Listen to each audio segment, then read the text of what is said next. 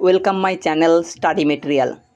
আমি আপনাদের সামনে নিয়ে চলে এসেছি BEd first semester practicum course 1.1.4 second part. Topic name assignment of developing listening skill, listening to speech direction.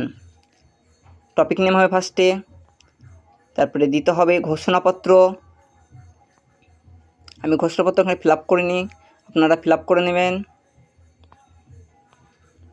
তারপর কৃতজ্ঞতা স্বীকার,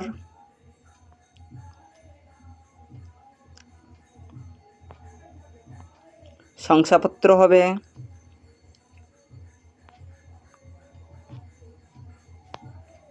সূচিপত্র হবে। সূচিপত্রতে তবে বিষয়বস্তু, পৃষ্ঠা, এক ভূমিকা, শ্রবণ কার্যের শ্রেণীবিভাগ, শ্রবণ দক্ষতা বিকাশের প্রয়োজনীয়তা, শ্রবণ দক্ষতা বিকাশের ক্ষেত্রে বক্তৃতা শোনার কার্য নির্দেশনার দ্বারা শিক্ষার্থীর শ্রবণ, প্র্যাকটিকামটির প্রয়োজনীয়তা, প্র্যাকটিকামটির পর্যায়ক্রমিক তথ্য সংগ্রহের পদ্ধতি, সংগৃহীত তথ্যের উপস্থাপন, প্রাপ্ত তথ্যের বিশ্লেষণ, সিদ্ধান্ত, সীমাবদ্ধতা, উপসংহার আর তথ্য সংগ্রহ।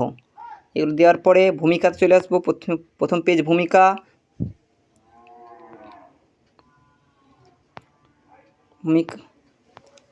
সেকেন্ড পেজ হচ্ছে শ্রবণ কার্যের শ্রেণীবিভাগ। পাট পাট করে লিখতে হবে।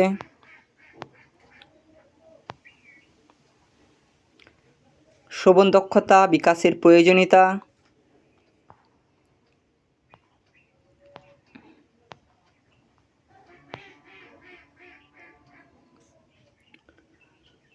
শ্রবণ দক্ষতা বিকাশের ক্ষেত্রে বক্তৃতা শোনার কার্য,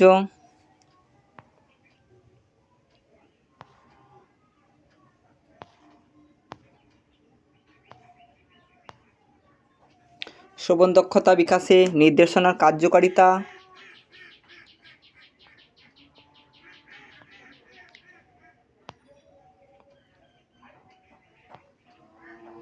শ্রবণ দক্ষতা বিকাশে নির্দেশনার কার্যকারিতার মধ্যে সংজ্ঞা দিতে হবে। নির্দেশনার দ্বারা শিক্ষার্থীর শ্রবণ দক্ষতার উন্নয়ন,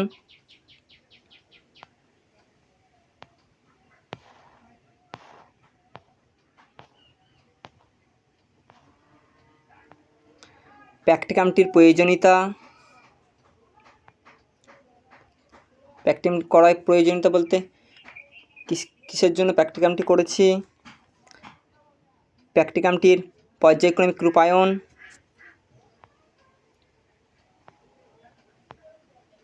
এখানে আমি একটি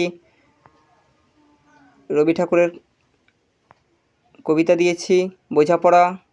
আপনারা অন্য কিছু দিতে পারেন যেটা আপনাদের ভালো লাগবে।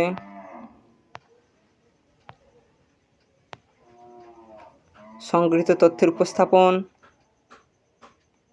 শিক্ষার্থীর নাম দেবেন, এখন ছক করবেন।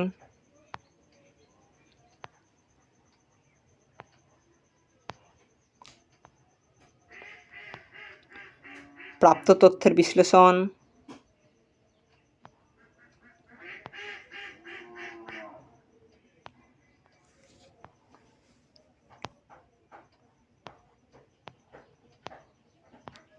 সিদ্ধান্ত,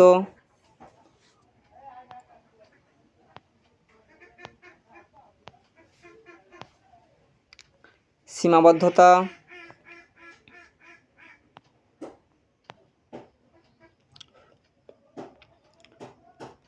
উপসংহার,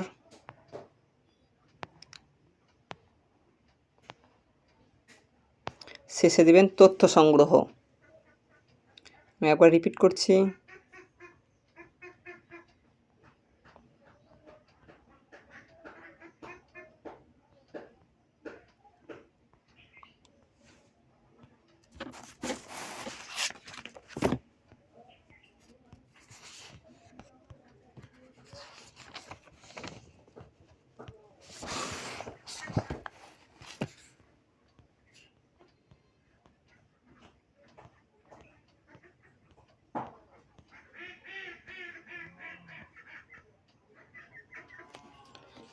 ভালো লাগলে চ্যানেলটি সাবস্ক্রাইব করবেন, লাইক কমেন্ট করে পাশে থাকবেন।